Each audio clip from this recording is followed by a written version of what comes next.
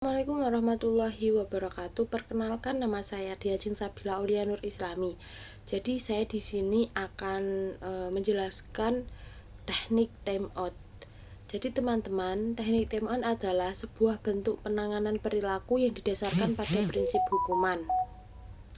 Teknik time out adalah teknik berbasis hukuman untuk mengubah perilaku siswa bermasalah dengan menempatkan siswa dalam lingkungan yang terbatas namun tetap diawasi untuk mengurangi perilaku yang menyimpang.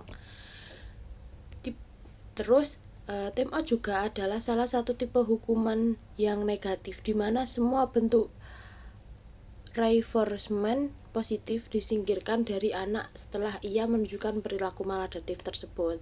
Hal ini juga dilakukan dengan harapan bahwa anak tersebut tidak akan terus terlibat dalam perilaku maladaptif di masa mendatang karena anak ini ingin mempertahankan reinforce positif.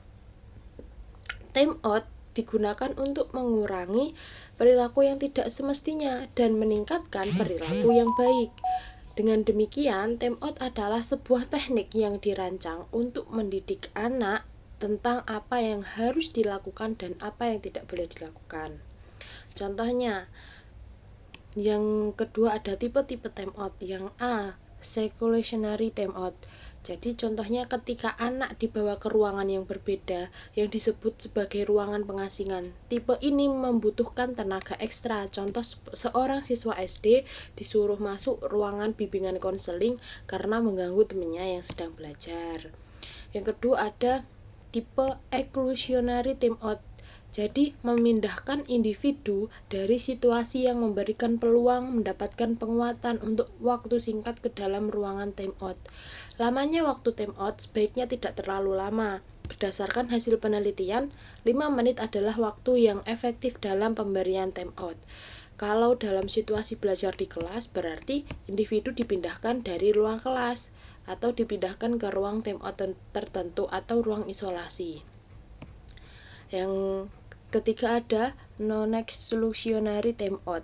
Jadi individu itu dipindahkan untuk beberapa saat pada situasi dengan sedikit penguatan. Contoh, ketika siswa mengganggu kelas, tidak diperbolehkan berpartisipasi dalam aktivitas kelas dan diabaikan oleh guru selama beberapa saat.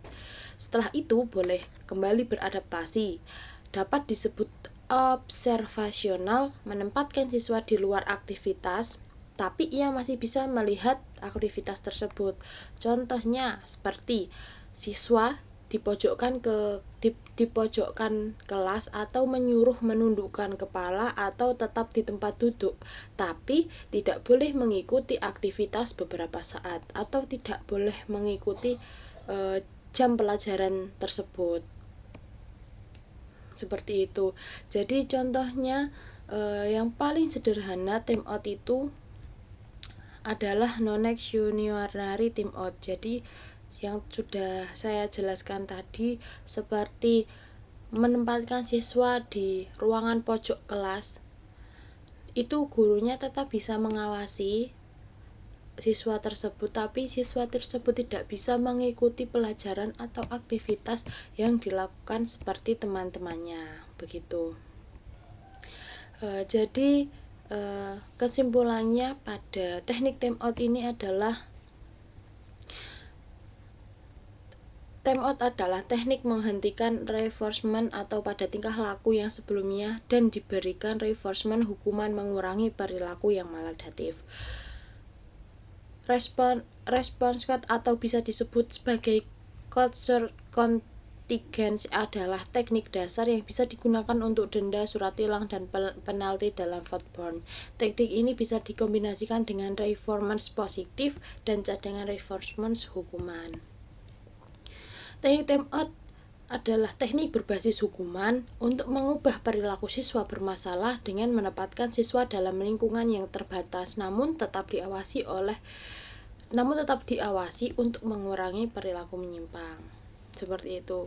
Sekian dari saya. Apabila ada kekurangan dalam menjelaskan teknik time out ini, saya meminta maaf yang sebesar-besarnya. Wassalamualaikum warahmatullahi wabarakatuh.